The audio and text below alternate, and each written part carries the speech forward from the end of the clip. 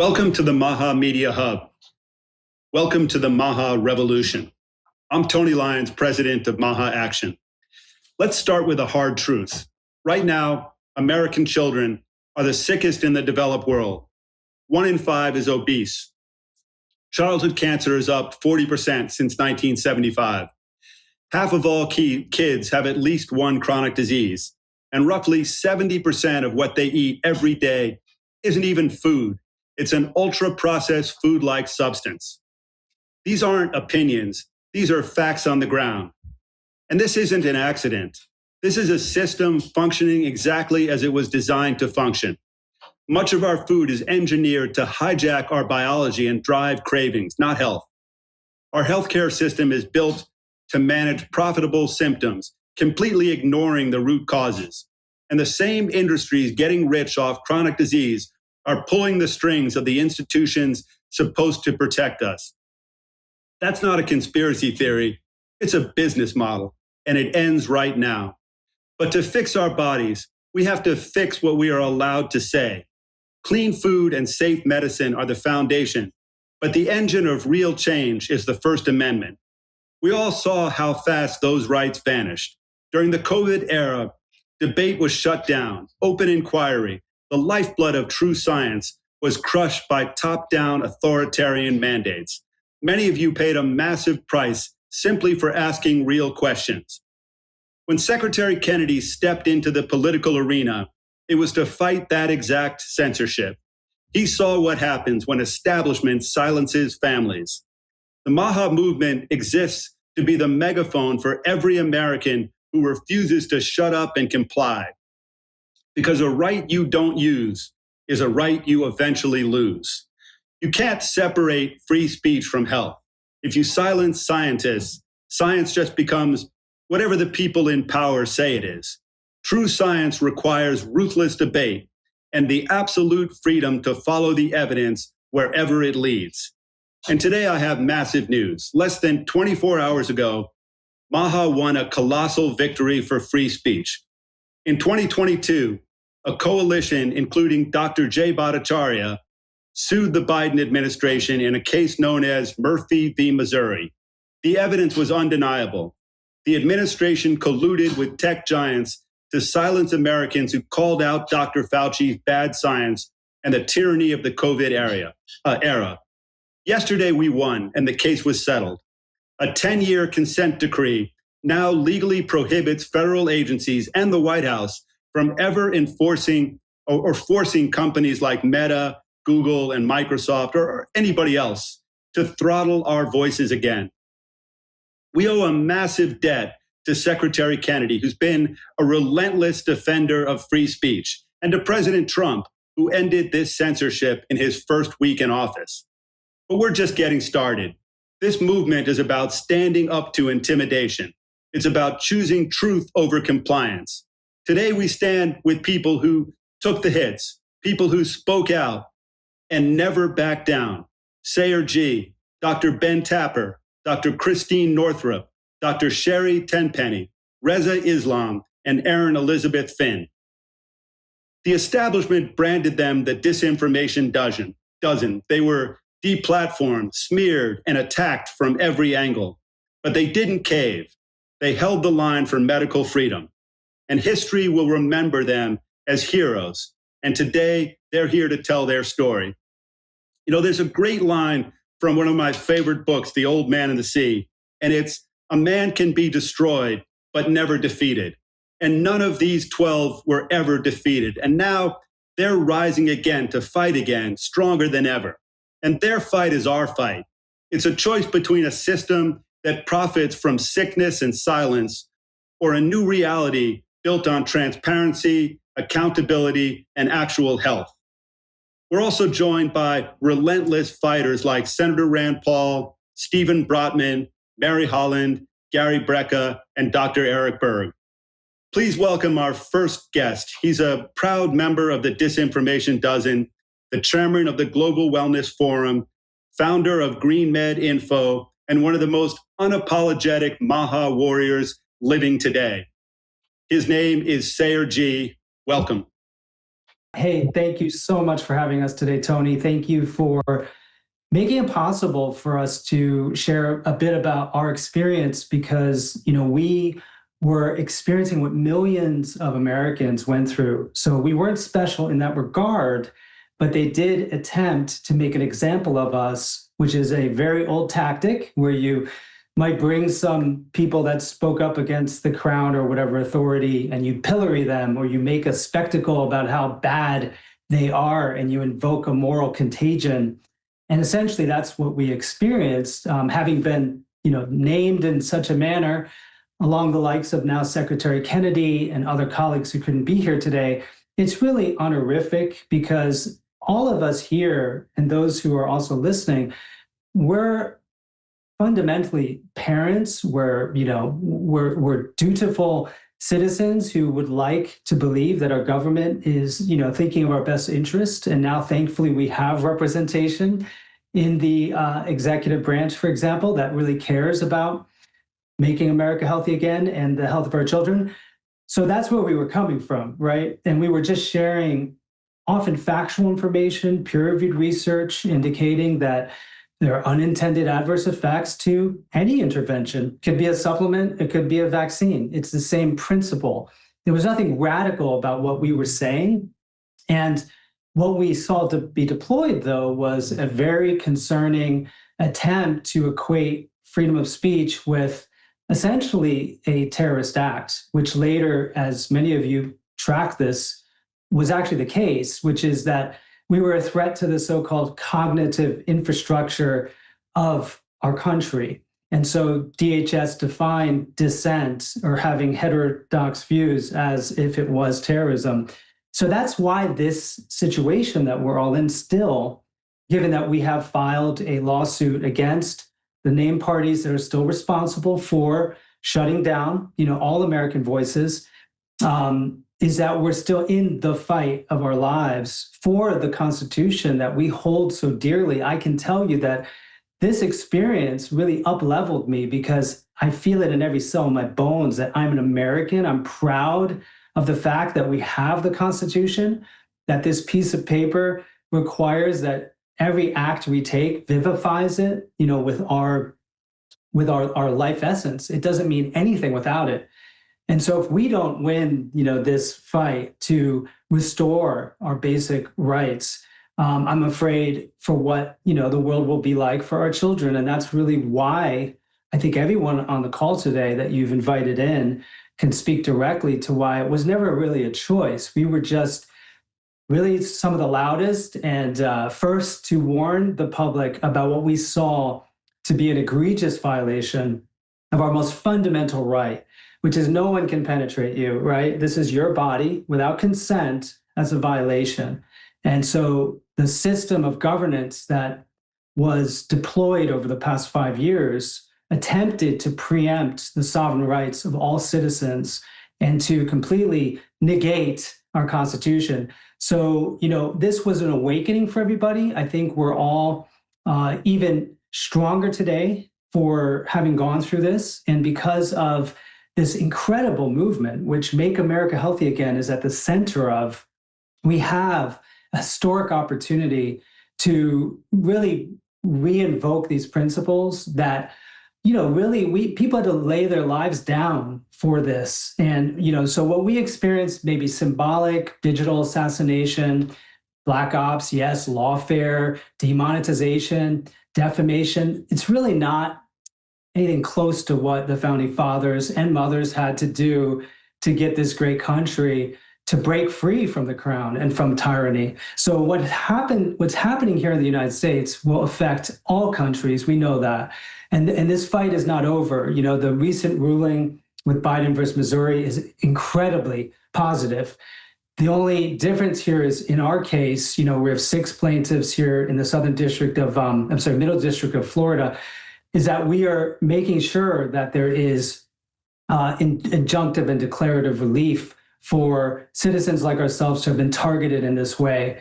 There's no conceivable world that you can live in where this is something we're going to let happen again. It's just, you can't have the state, which has a monopoly on violence, force your children to be injected with transgenic experiments of the fashion that has occurred. So the fight's not over. I know you know this, Tony, better than anyone. MAHA is still rallying the grassroots forces so that we can continue this incredible effort. So again, thank you so much for having us on.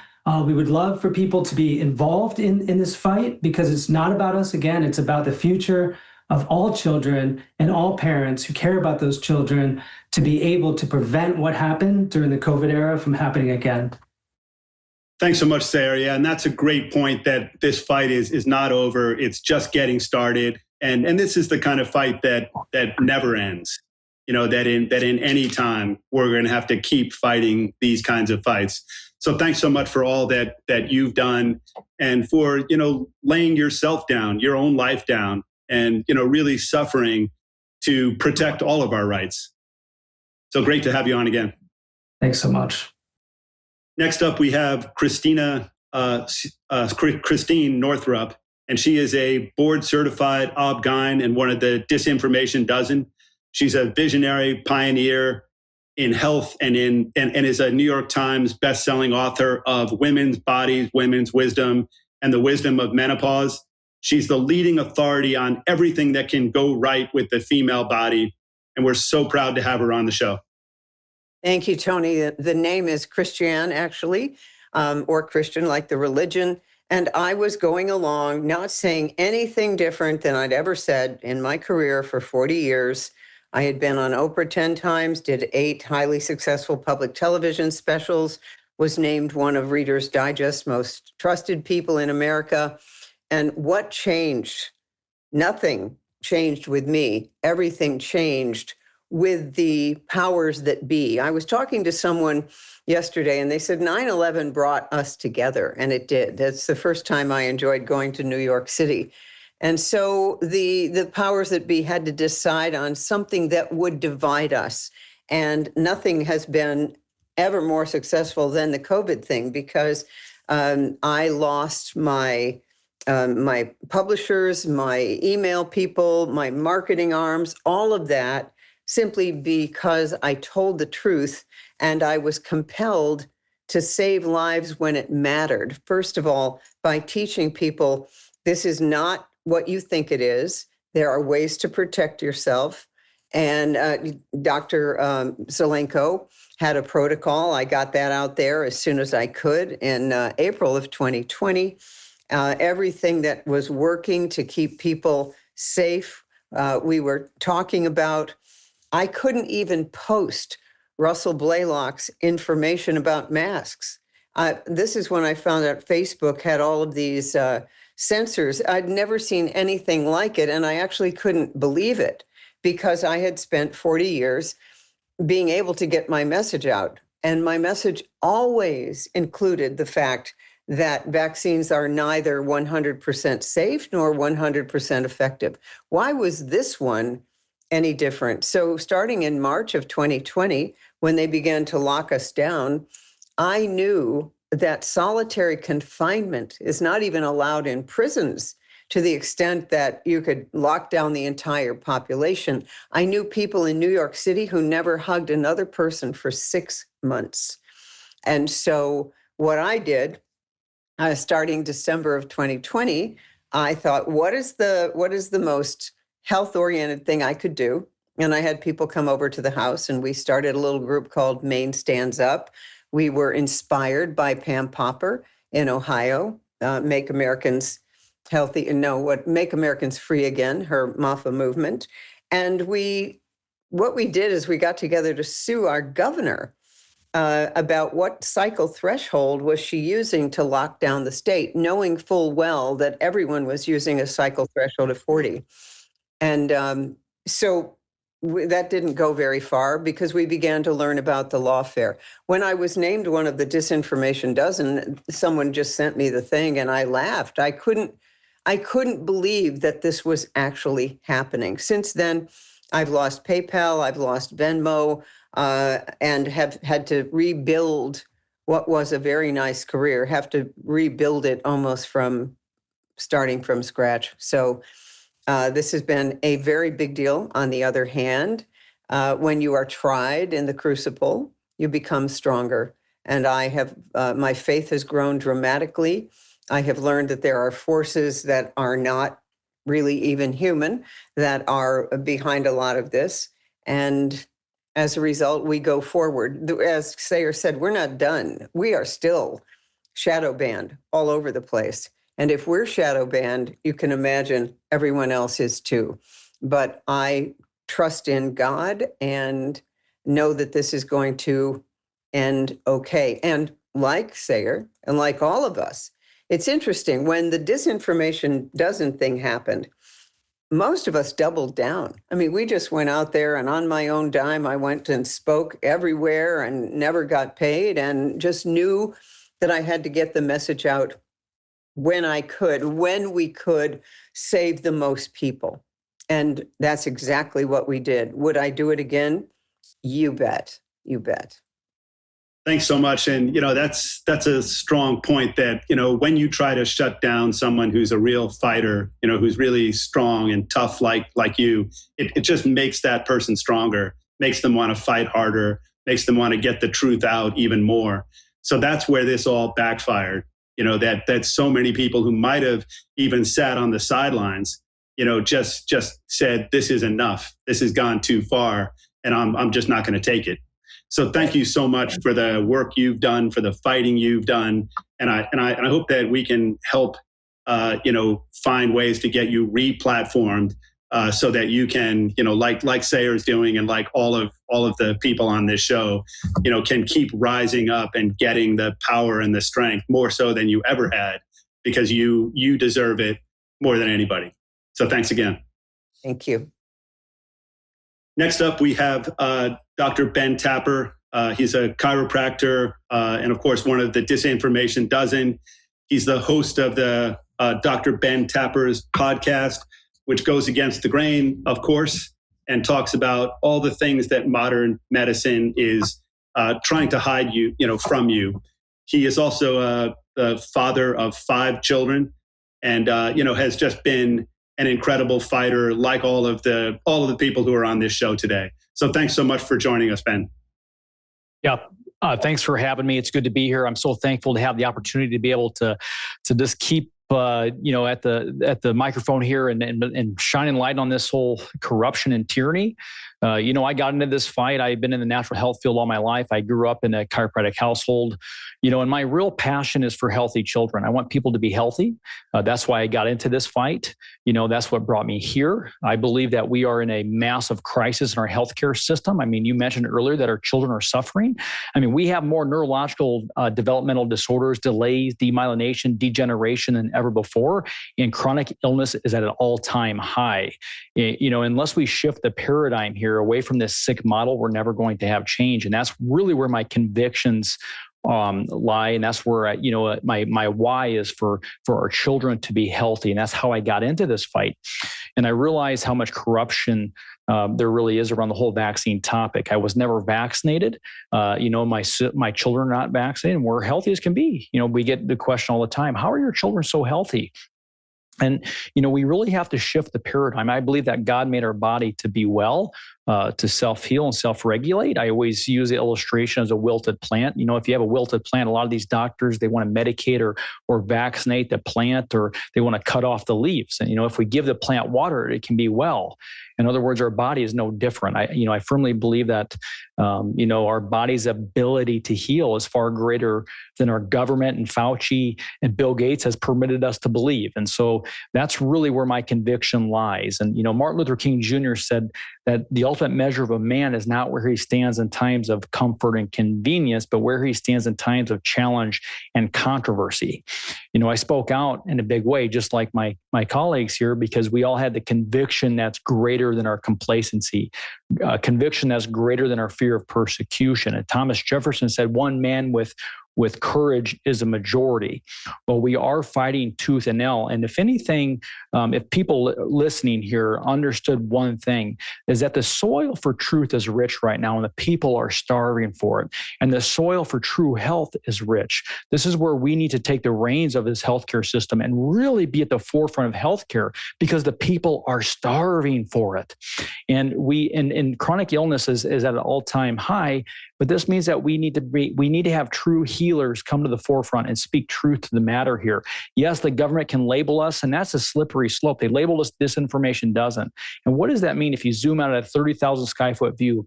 When a government can label your voice, then they can control it. And freedom of speech was never there to protect the popular voice. It was there to protect dangerous voices. Okay, so if you want to label it whatever you want, that doesn't mean that you can censor. Censorship is the tool of the tyrant when the lie loses its power. We must protect freedom of speech at all costs. That's why we're fighting against this with everything we have. We're taking it to the courts. And so we're trying to do the best we can at fighting back. But again, the good thing about this whole thing is that more people are talking about vaccines than ever before. More people are waking up to this whole tyranny and this broken healthcare system that we live in. And I firmly believe there will be good that will come out of it. So very thankful to be here. Thankful to be speaking on your show here today. So thank you again for inviting me. Yeah, thanks, Ben. Thanks for coming on. And, it's a great point that the last speaker, Christiane, said that, she was still shadow banned. And, one thing that all the people watching should do, and then that I hope that they will do, is to amplify all of the Disinformation Dozen and really work to help them rebuild their platforms, make them bigger and stronger than they ever were before, so that people who censored and deplatformed don't feel that they've won anything, that they see that the outcome is that they totally lose and that we rise again. So, you've been dangerous. All of the people who are part of the Disinformation Dozen, they are dangerous people, but you're a danger to a corrupt system that was intent on poisoning the American public. So thanks so much for being that kind of dangerous person. Yeah, thanks for having me. Next up, we have Rizza Islam. Sorry about that. And the best-selling author and researcher, a youth leader and business person with over 25 years of community service. Rizza has been consistently vocal on social media and on political questions, earning a reputation for speaking out against injustice, government corruption, health freedom, and much, much more. This is how he landed on the Disinformation Dozen list. That, as I'm going to keep on saying, is a great honor. And he's now the founder and CEO of Intellectual Power, as well as Peace Pads. Thanks so much for coming on, Rizza. Truly honored and thankful to be here. I thank everyone for not only your participation, but your unwavering loyalty to fighting against evil and wickedness, really, because the people are rising up in a beautiful way. And I see, as Dr. Ben Tapper said, again, more and more are having these conversations that at one point would make you look totally crazy. But it is now the norm to speak about things like we are doing today. So the first thing I'll say is, with over 25 years of community service and work in the community, primarily the Black community and the community at large, questioning is something that is natural. And one big thing that I continue to look at was 10th grade biology taught us that the immune system is something that was given to us by God. You have the innate immune system. You have that natural thing that you were given to protect you from external forces, external pathogens, etc. But when they started to attack natural immunity, that caught my attention, number one. Number two, when they started to tell people, don't question. As a matter of fact, you're insane for questioning. Why don't you just trust the government and take what they offer you? They literally were saying this on national television. Of course, as a Black man in America, I don't trust that ever, never have, never will. And then, of course, when they started to tell the people, well, listen, seeing how all of you have these different issues, maybe it will be a good thing for you to get your friends to take it. And if your friends question, just tell them they should take it. Then they started to come around and use rap songs. Then they started to promote incentives. They started to give people discounts off of food. They started to tell people, hell, we'll give you free weed. We'll give you bikes. We'll give you money. I mean, it was so disgusting as to how they promoted this to where I couldn't sit by and allow it to happen. So I started to research the recoveries when they were pushing the deaths. I started to research all of the naturopathic remedies, seeing how my mother was a naturopathic doctor. I was never vaccinated, and most of my family wasn't either. So none of this made sense whatsoever. And the biggest thing that I looked at is the fact that in 2015, Bobby Kennedy was brought to me regarding the MMR shot as it pertains to what was occurring and what is still occurring with Black boys as it pertains to data that came out of the CDC from the data where they said that 236% were leaning onto the autism spectrum at that rate who took the MMR on time versus those who waited after a certain point in comparison to young white boys. And that was data that was brought to me by Bobby Kennedy because no one listened to him in the Black community. So this has been a long-standing thing as it pertains to questioning and bringing out information. But when it came to the Disinformation Dozen, when they brought my name out, that's when I said, we're on the right track. We have to be on the right track because you don't get mentioned by the US government unless you're doing something completely good or completely bad. And at this point, people started to rise up in such numbers as they should have, because we realize we are all being targeted now, Black, white, and everyone all in between, Republican, Democrat, etc. So the beauty is I see more people questioning. I see more people coming up with solutions. And I'm truly thankful to know that we are not alone. And there are more people fighting now for health freedom, for the truth, for solutions than ever before. And if we do not continue to push this and expose the targeting of the First Amendment, which is the freedom of religion, speech, press, petition, and assembly, then this will be something that is going to become a norm for everyone in this country, where we will not be able to speak about the truth. We won't even be able to discuss it privately. And that's something that I don't think we want to fall into. So we have to continue to fight for this thing that we call the First Amendment and more. And God willing, we will be successful. I'll leave it with this. Thomas Jefferson and Ben Franklin said that fighting against tyrants is obedience to God. And I paraphrase that, but that is what we are doing. And we are fighting against tyrants, and God willing, will be successful. Thanks so much. And, it's a key point that, we can speak the truth. We can speak out because of people like you, and trusting authority, like Bobby Kennedy says many, many times, is what's supposed to happen in a fascist country, not in this country, where we're not supposed to trust the government. We're supposed to hold their feet to the fire. We're supposed to question everything. And, you've questioned so much, and you doing it then becomes a beacon of light to millions and millions of other people. So you, as part of the Disinformation Dozen, were part of a group that I think led to millions and millions of people changing their minds and rising up. So thanks for everything that you've done.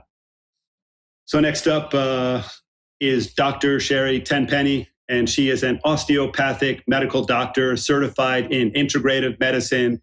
And, once again, one of the Disinformation Dozen. She was previously board certified in emergency medicine when she served as director of a level 2 trauma center and a full-time EMS physician.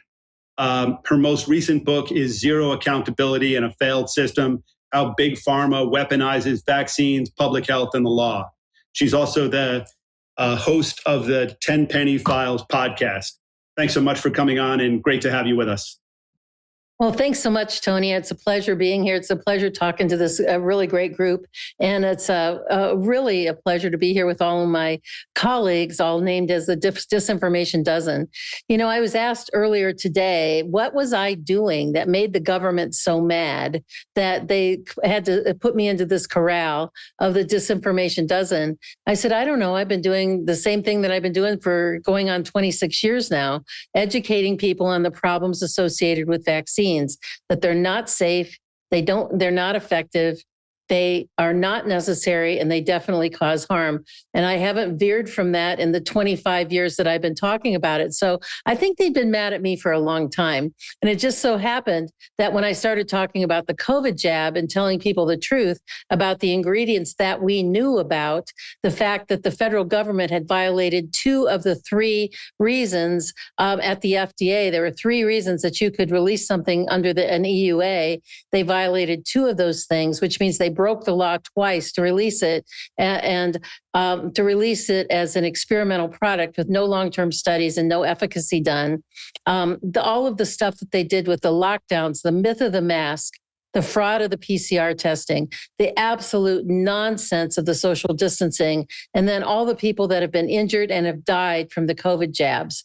That people are now, and the death rate really hasn't slowed down a whole lot because it's transferred from an acute death that happened within 72 hours after someone died to chronic long-term death, to where people are still dying suddenly from blood clots, myocarditis, renal failure, and all the things that were the long-term consequences of the COVID shot.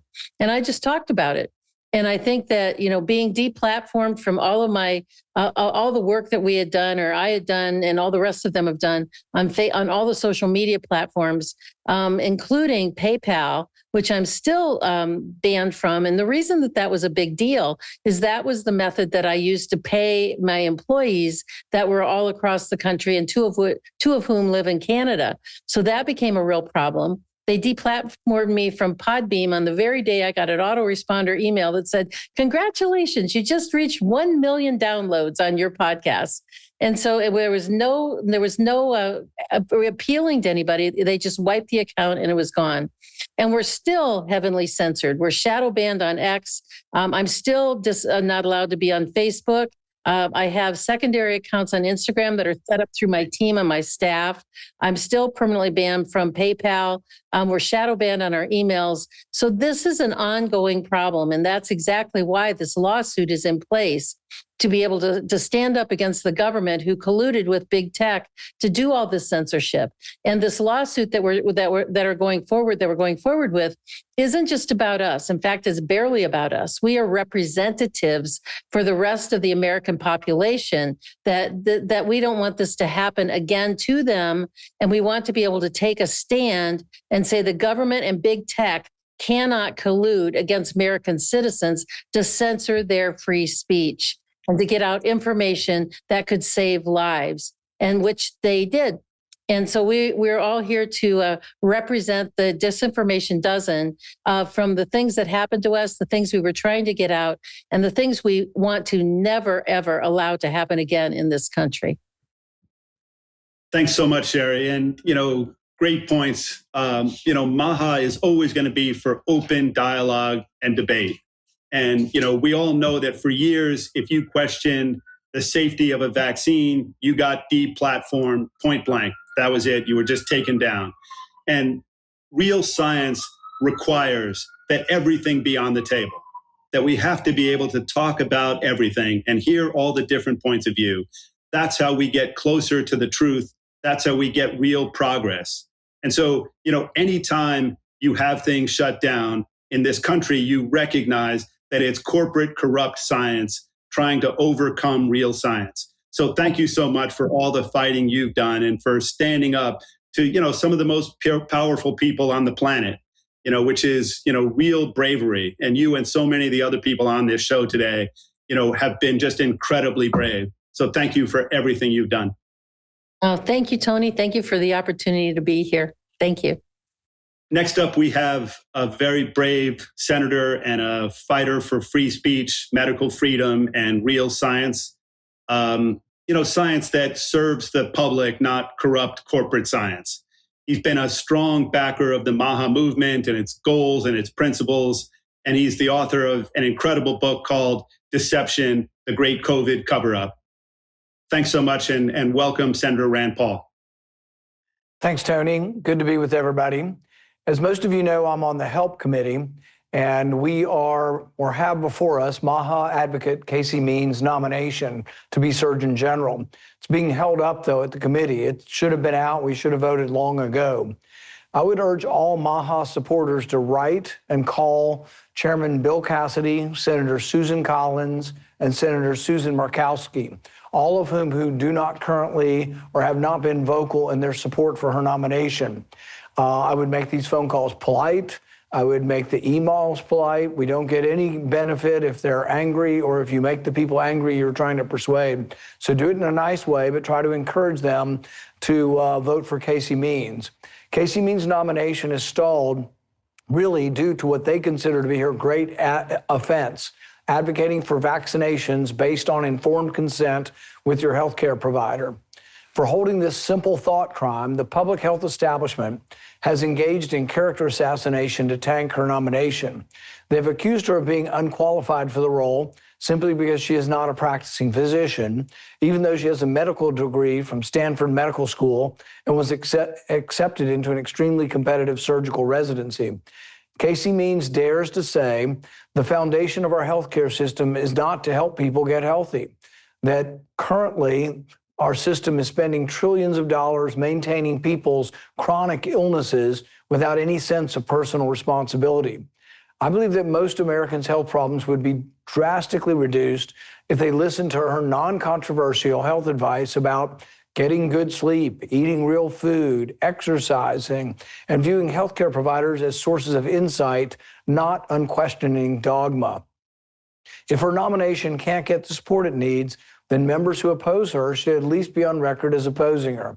The Help Committee should call the question and make senators vote on Casey Means' nomination as soon as possible. If her nomination fails, we risk having another Surgeon General who simply regurgitates whatever the currently acceptable view of the medical elites is. President Trump, Secretary Kennedy, and the American people deserve better. I call for a vote as soon as possible. Thanks so much, Rand. And, let me just say once again that, Casey Means wants, kids, all of us, to eat real food, to eat less ultra-processed food. She's a real truth teller. She's a fighter. She's going to stand up to the status quo that has failed the American public. And that's exactly the type of person who we need.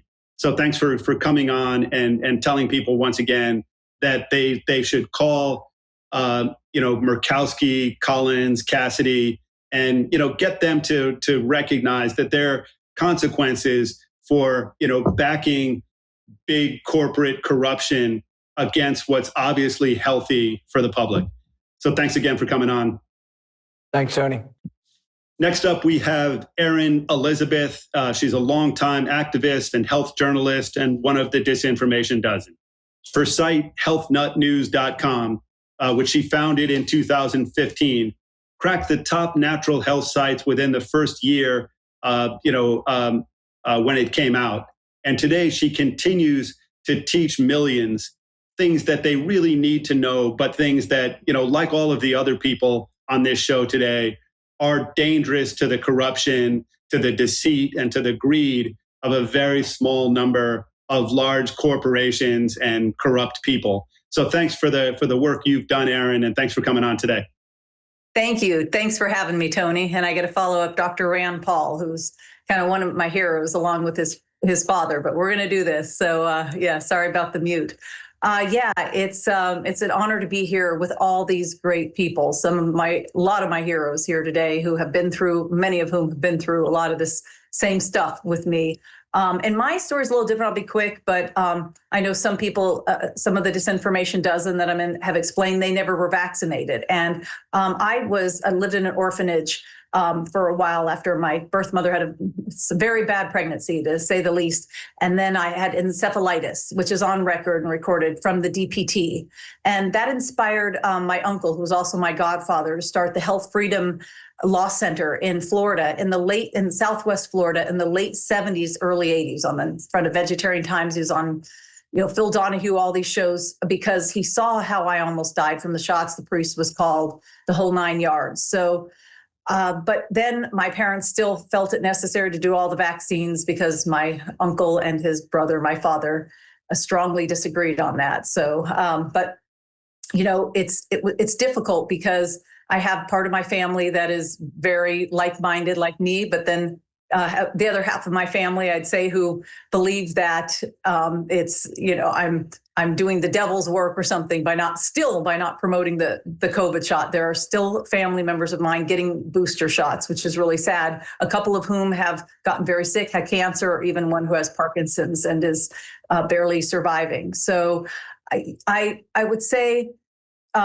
it was very difficult, but I know I'm not alone because I lost millions of followers per platform, just millions on Facebook, hundreds of thousands on Instagram. Even my URL was banned on Alameda, and I was banned on every platform, TikTok, Twitter, Pinterest, every single major social media platform. So I do have X back, Twitter, thanks to Elon Musk. So I'm very grateful. And I know that we, like a couple people have said, Dr. Tenpenny and I think Dr. Northrup, that we are still shadow banned even on the platforms that we do have. So that needs to change. And I know we are not alone.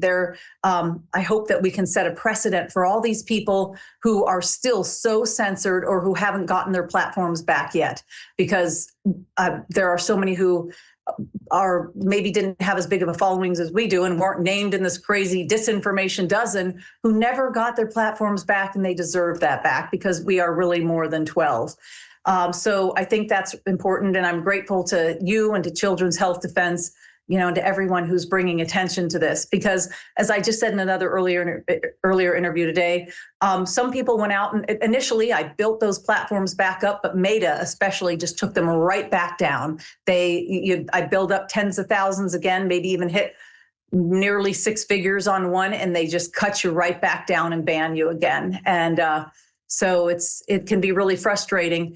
And I know some people here said that they went out and did every speaking event they could do. And for me, I'm very open about the fact that I, for the first time in my life, kind of went into a deep depression because I felt like my canvas was taken away.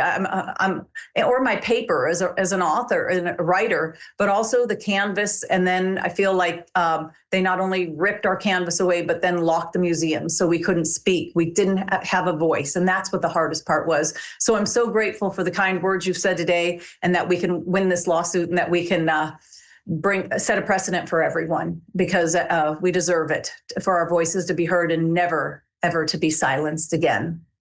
Thank you. Thank you so much. And those are just great words, great sentiments. And, we would really like to take part in helping to re-platform all of you. And, one of the things that I'd like to do is set up a space on our website, mahaaction.com, that is just for the Disinformation Dozen, for people who follow us, who want to be able to click through and follow you. Because, you guys took so many hits, you suffered so much. And like I said before, that was to protect all of our freedom.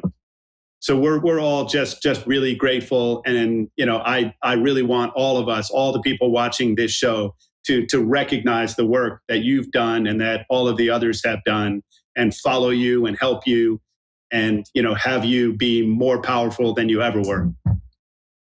So thanks so much for coming on. Thank you. Next up, we have Gary Brecka. He is the visionary founder of The Ultimate Human. He's a world famous human biologist, a biohacker, a longevity expert, and he travels the world, helping teach people how to live healthier lives full of vitality. And he's been one of the toughest MAHA champions, and we're so grateful for everything that he's done, all the posts that he makes, all the help that he gives people, all the re-platforming of so many different people that I've seen him do on his platform. So thanks so much, Gary. Thanks for coming on again, and thanks for all the work you do. Thank you so much for having me, Tony. I feel a little bit left out of the dirty dozen. So if it ever becomes a baker's dozen and you have room for one more, I'd like to be the 13th egg in the batch, if you don't mind. I've experienced everything that your guests have been talking about, till just now. Just for giggles, I went to my Instagram account. I've got close to 3 million followers, and I just looked at my last myriad of guideline violations. See how your community goes against our community guidelines, goes against our community guidelines, goes against community guidelines. Thankfully, by the grace of God, I have a platform that's very broad. So YouTube, Spotify, Apple, iTunes, they make a lot of money from my platform, but I do get deplatformed, and I am currently shadow banned for a number of things. One of which, oddly enough, if you actually were to open some of these and look at the content guidelines, the community guidelines that I was shadow banned for. One of these was that, Health and Human Services on the website posted the CDC child immunization schedule recommendation changes. And these were changes to immunization recommendations for children, to high risk groups, and others that were categorized into a category where you should have shared clinical decision making. And this is something that is right on the Health and Human Services website. You can see it on the CDC website. I noted that I was elated about these updates to the immunization schedule. At no point did I say people shouldn't get vaccinated or vaccines will kill you, but that the government is taking progressive steps and put a link to the CDC website. Sometimes, for giggles, I won't even do a post or a narrative. I will simply put a link to a certain section of the CDC's website, and I will put no commentary at all, and that will get flagged as disinformation. The absolute epitome of the suppression of free speech. I also, I'm not a physician, and I have all the respect in the world for people that are licensed to practice medicine. I'm not qualified to give medical advice. I don't give medical advice, but, no more than you need to be an editor to read a newspaper. You don't need to be a physician to read clinical data, and to summarize clinical data and to popularize somebody else's work, especially when it's conducted at the highest gold standard of research, which would be these peer-reviewed, double-blind, placebo-controlled, randomized clinical trials. And, as data was emerging, for example, on Alzheimer's, being linked to type 3 diabetes, elevated prolonged blood sugar, this correlated very much with the data that I saw in the mortality space. In 20 years in mortality research, we didn't see a single early onset demented patient or Alzheimer's patient that hadn't had 20 years of elevated blood sugar prior to. Now, I couldn't prove that was causal, but it was certainly correlated.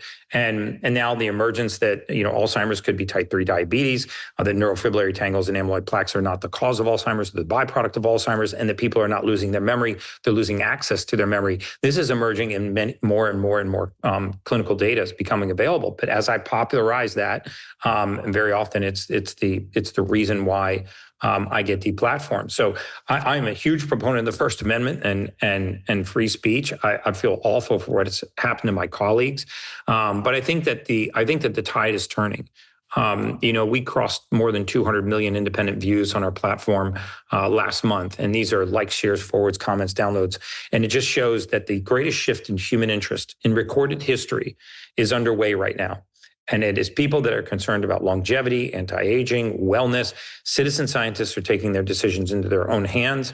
And I hope soon that not all of you will not just be vindicated, but you will be exalted and held to the standard, that you deserve to be held to, and that your platforms will come back. And if there's anything I can do to help make that happen, reach out to my team. Sherri, I need to speak to you as well about coming back on the podcast.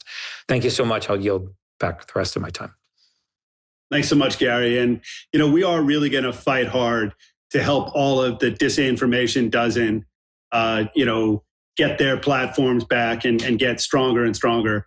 And, your point that, it's sort of misinformation has really come to mean real information that's helpful, that's real science, but that's dangerous to corporations that exploit the public to make money by poisoning them. And so, people like you have really shown that there's a hunger in the public after COVID, more than there ever was before, that more than 100 million people, maybe 200 million people are really just sick and tired of being lied to. And they're searching desperately for places to get information that's real, that they can use as a building block to improve their health and to lead, better, happier lives. So thanks so much for getting those 200 million views, because that's stuff that really has to get out there. Thank you so much, Tony. Next up, we have Stuart Brotman. He's a leading public scholar on free expression, and he's just published an important book titled Free Expression Under Fire. We all know about that. This is a really important book. He served in 4 presidential administrations under both Republican and Democratic presidents. He's a digital media laureate at the Media Institute and a former visiting professor at Harvard Law School. He's reached millions and millions of viewers worldwide, and we want to even amplify that. So thank you so much, Stuart, for coming on the show, and thanks for writing the terrific book and for all the work you do. Thanks so much, Tony. It's great to be here. And I've really appreciated all of the comments that I've heard so far. I want to actually give a new nickname for the group. You are free expression warriors. And I think you are clearly not only speaking out, but I think obviously you are in a battle here. And I think you should think of yourself not just as being the Disinformation Dozen, but also as being free expression warriors. We talk a lot about patriotism, but I think a fundamental aspect of patriotism are people who will step forward and defend free expression. And that's who you are as well. So I commend you for speaking out, but certainly want you to speak out proudly and perhaps use that label of being a free expression warrior as well as being a member of the Disinformation Dozen. Want to just spend a couple of minutes talking about what I call kitchen table conversations. So we all know what kitchen table conversations are. That's when the family gets together. It may be the immediate family, it may be the extended family, and we talk about real things that are happening in our lives and things that affect our lives. And so kitchen table conversations obviously have been organized around the economy. Are we going to be able to afford groceries or rent or the quality of life that we want to sustain? Kitchen table conversations are around education. What level of training do we want to be able to have? What can we provide for our kids? And of course, the third critical kitchen table conversation that we all have is around health. And now I think it's fundamentally important to bring free expression into the kitchen table conversation.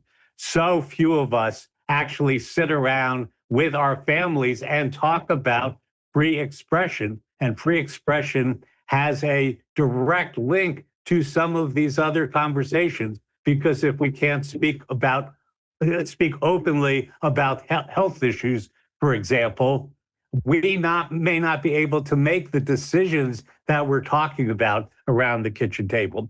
So I think it's important as a cultural, but particularly as a matter of our families, to be able to talk about how we express these ideas and to do it at a very intimate level, which is obviously not just on social media, not just through a number of platforms, but be able to bring it down to a very personal level to the people that we support, that we love and care for.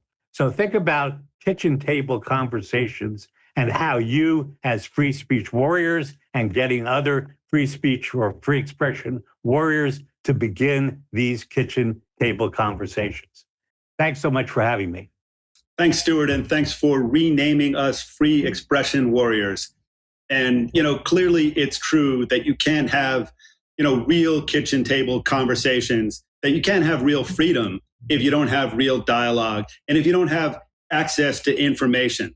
And that means hearing things that you disagree with, that you can talk about and wrestle with. So not just getting some kind of truth from a third party and then regurgitating it, but really getting the building blocks of ideas. And that can happen at the kitchen table. It can happen anywhere.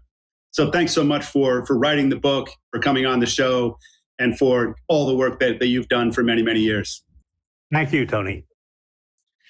Next up, we have Dr. Eric Berg, and he's known as the Knowledge Doctor. And he's earned that title from being a globally recognized health educator with over 45 million followers all around the world.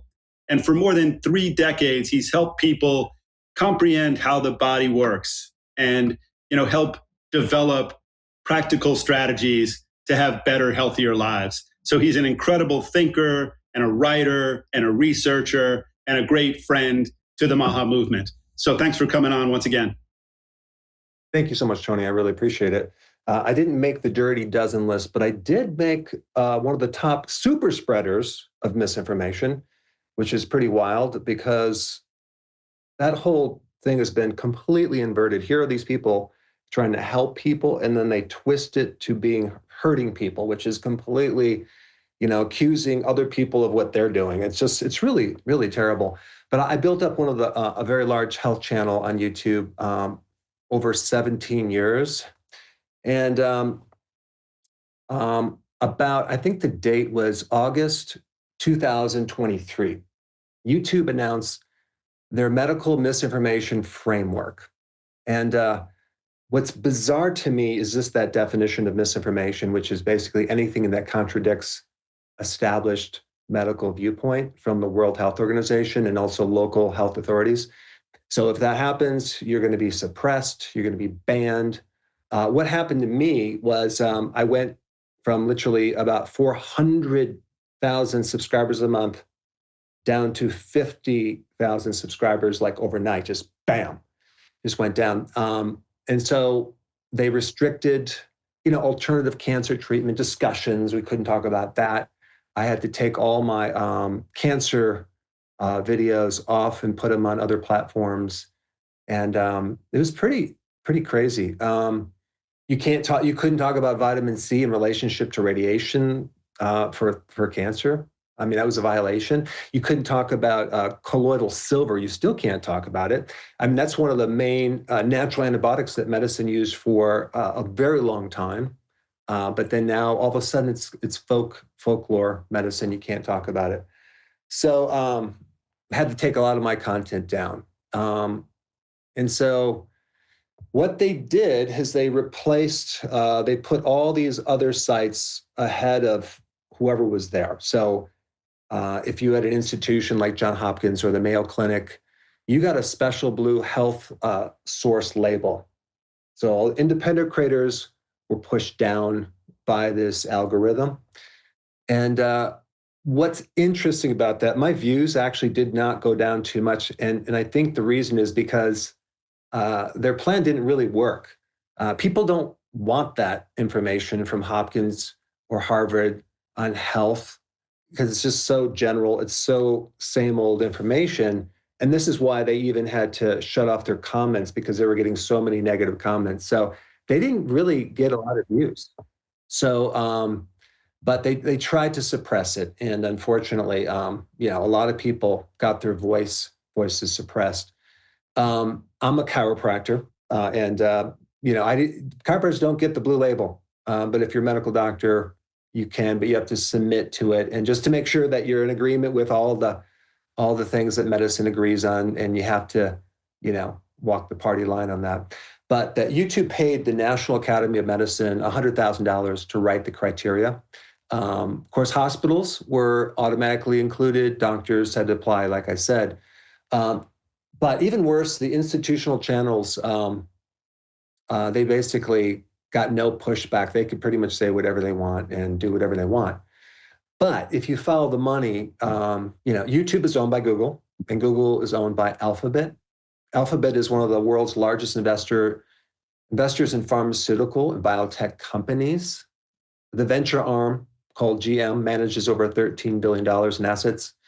And Alphabet owns Verily Life Sciences, which also partners with Pfizer and Novartis. So the companies that are deciding health information are heavily invested in big pharma. That's really what was going on.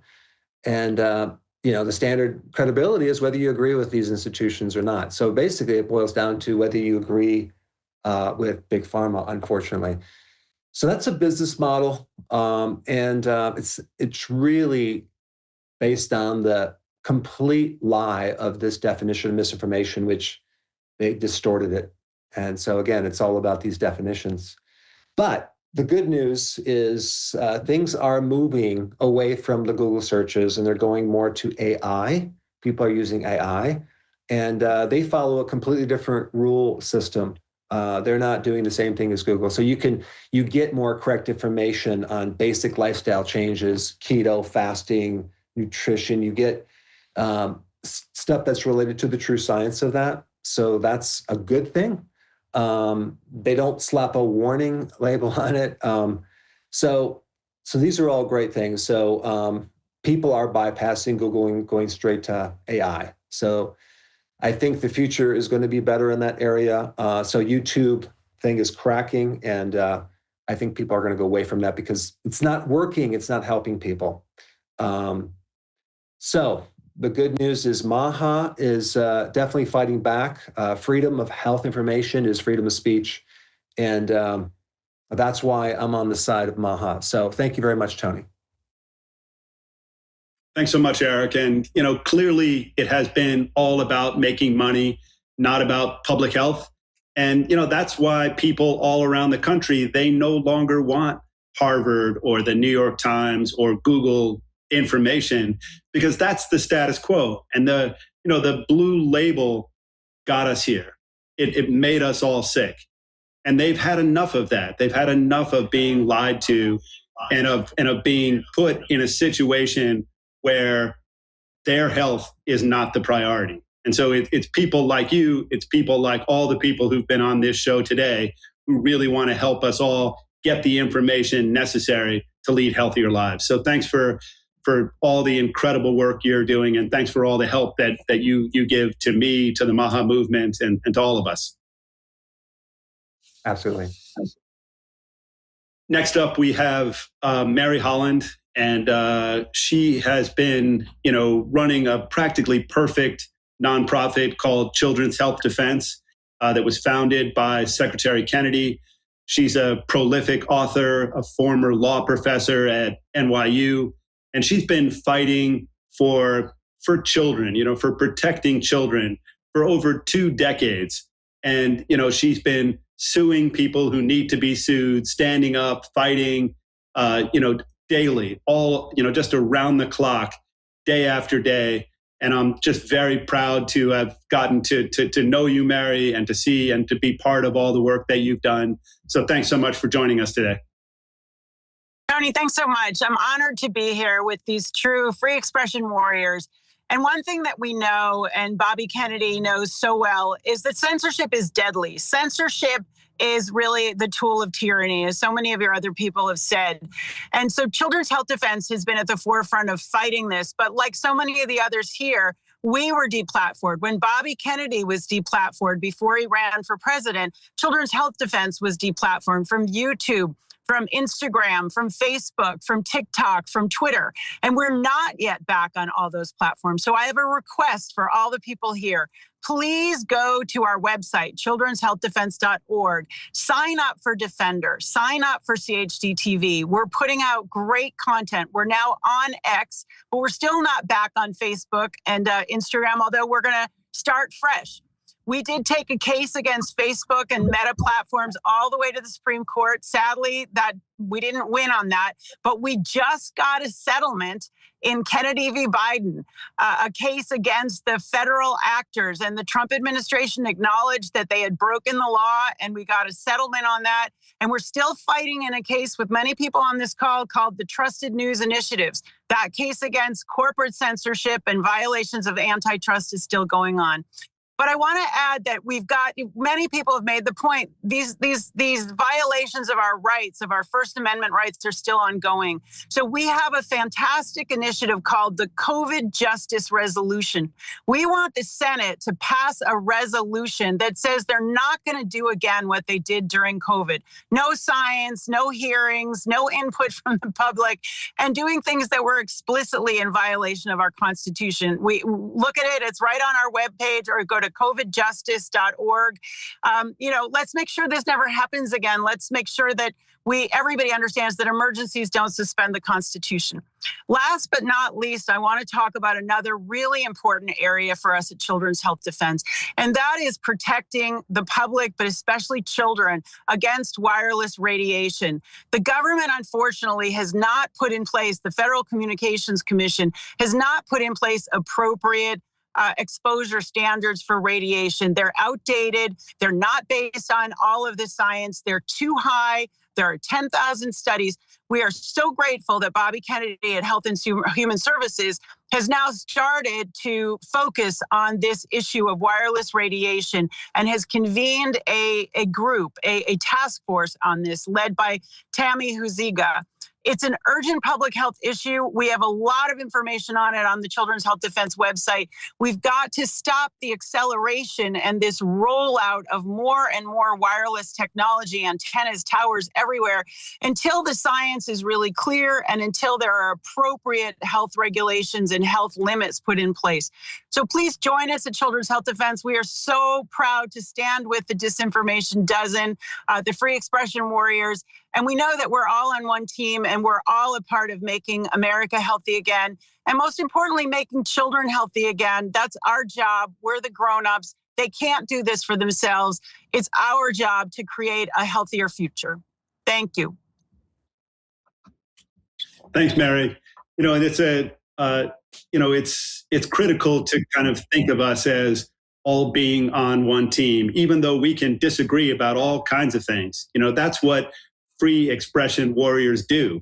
And that's what makes us strong. And that's what makes us more scientific, because we can disagree, but still kind of love each other, still be on the same team, still be fighting the same mission. So thanks so much for, all the great fighting that you've done. It's always great to hear your voice. And, you made me think of this great old quote from Faulkner, and it is, "Never be afraid to raise your voice for honesty, truth, and compassion against the injustice and lying and greed."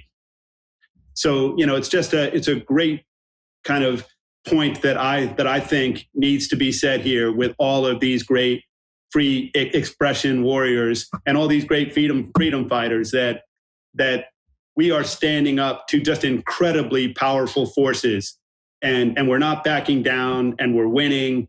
And we've made it through such incredibly difficult times. And this is our moment. So thank you, Mary. Thanks for everything you've done. Thanks, Tony. Next up, we have Russell Brand. And Russell has been, fighting censorship and lies and propaganda, on his show for the last couple of years. And he's doing it in a poetic and convincing and charismatic way that really gets through to millions and millions of people. He does it in a way that really nobody else can do. So thank you so much, Russell. Great to have you on once again. Thank you, Tony, for having me on. It's lovely to see Mary there. Thank you again for always introducing me so gallantly and elegantly. I was just watching a video of some people that have acquired some land and that are running a community independently as is possible anywhere these days, where the tendrils of the state and often unelected power, but even when it is elected, it seems to be elected, if not duplicitously, then dishonestly. What I mean to say is probably a lot of people right now feel some disappointment and some fatigue. It's difficult to remain optimistic in the institutions of power in your country that are supposed to hold together civic life. Is there anyone left that thinks that the judiciary is primarily interested in instituting justice? Are there any people left that imagine that wars are primarily undertaken in order to protect and preserve the way of life of ordinary Americans or ordinary Israelis or Iranians? It's a time of so much constrictive and corrupted power that what was once called quietism, isolationism, the idea of a kind of a monastic retreat, of acquiring some land, of growing your own food, of being in control of your own energy, a kind of a return to nature, seems so appealing.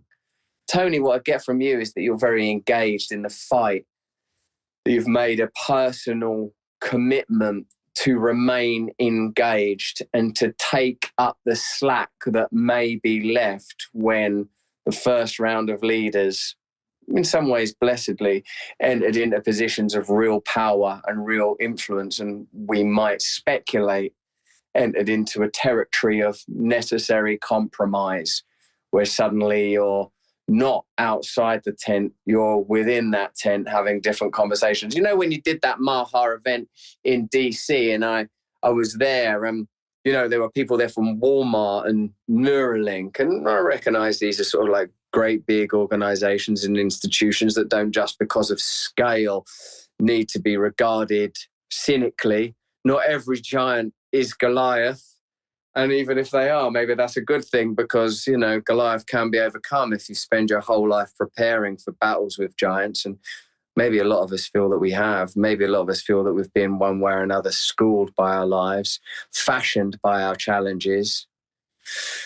So I suppose what I feel like when I'm in this MAHA call right now with you is that there are so many brilliant people, you know, brilliant physicians, doctors, nutritionists, experts, people that understand how we have to treat our bodies, the kind of food that we should eat, things we should do to maximize our health, to optimize. But what I feel is that it's very difficult to optimize when you operate within the restrictive shadow and asphyxiating constraints of systems that precisely exist in order to impede growth, health, welfare, thriving, all about us. I see it and feel it now, like them crows above Tel Aviv, dark and circling. But I do feel that there are solutions too, but you know, and I guess this is pivotal and highly relevant in this conversation, because this is the nexus and interstitial material between people that are in real power, Dr. Oz, Secretary Kennedy, the Means siblings, Casey and Callie. Are there any more Meanses? Are there any more? Is there a forgotten one in an attic somewhere? Is there a forgotten Means sibling that we could elevate to a position of nutritional authority? Drag them out. Have them smash the Coke vending machines with their naked fists if necessary.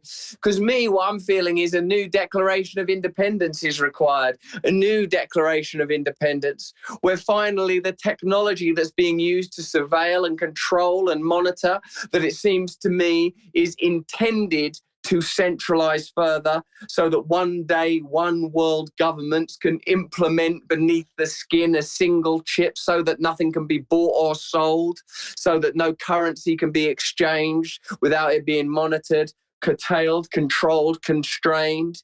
It seems to me that that very technology could be used to create direct democracy. Do we really need some galloping gallivant on horseback heading to Westminster or DC to represent a community, when perhaps now we could represent ourselves and one another under God, grow our own food, treat one another, worship and love, and expect, anticipate and accept the grim finality of inevitable death that all of us know is coming. All of us know is coming. Let that be the marker.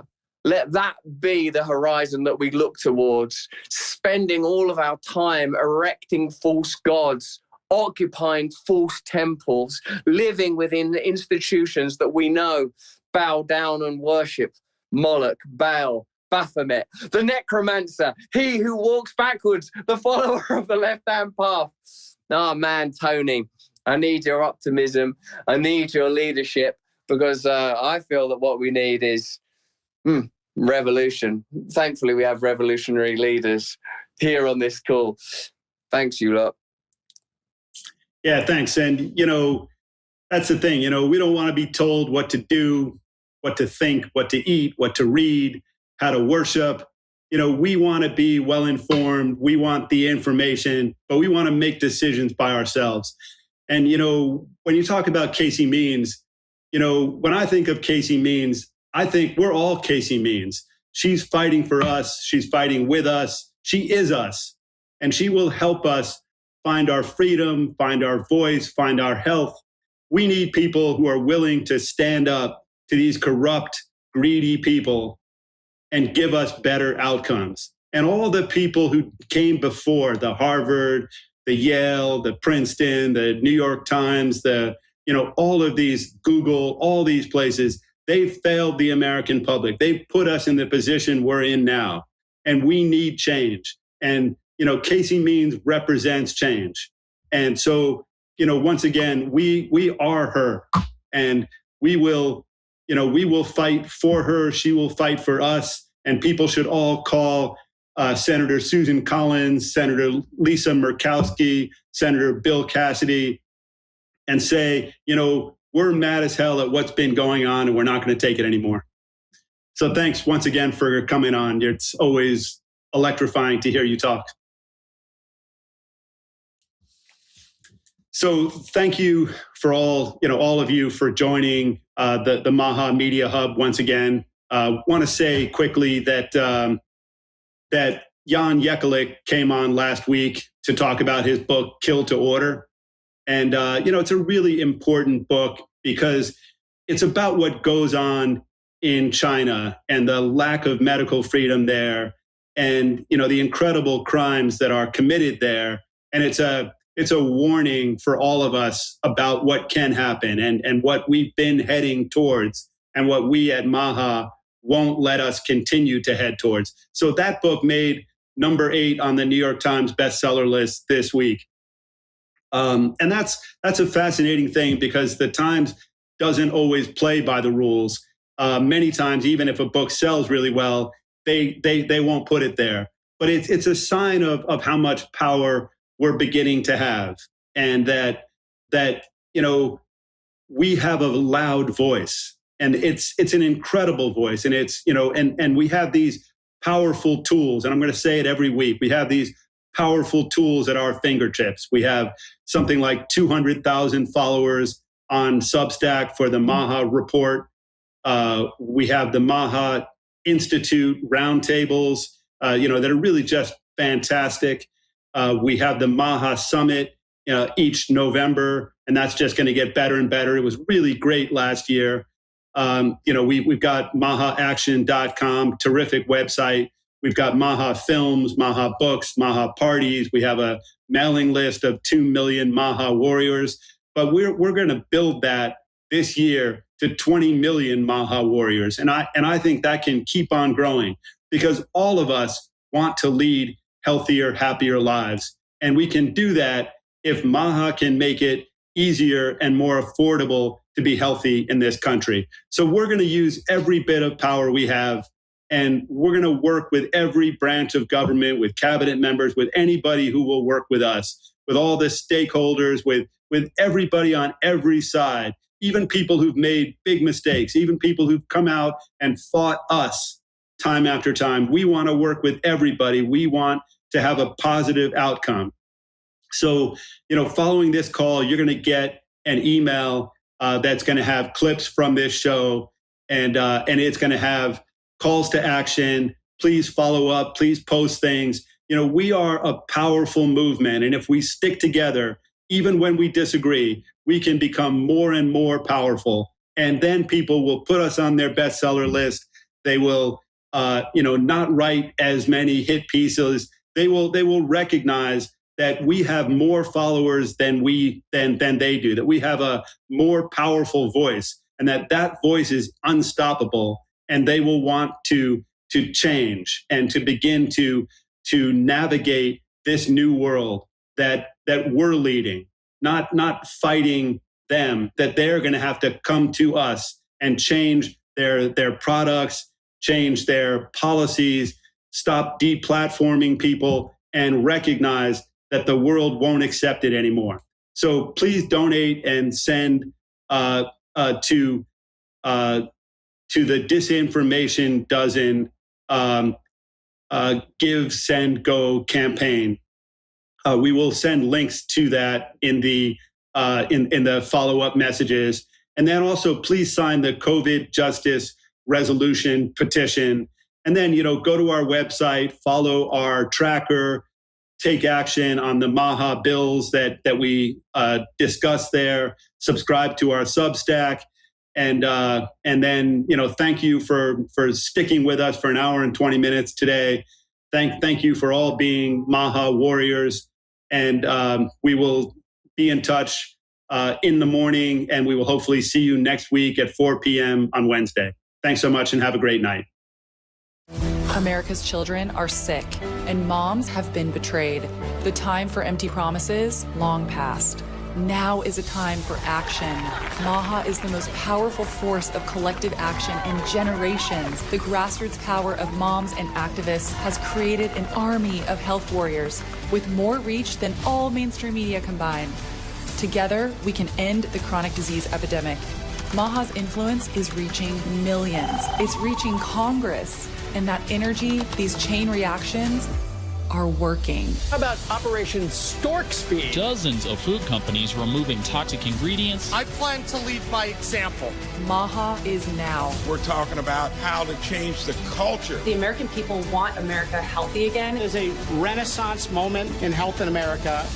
For health, freedom, and the truth. Join us at MAHA Action.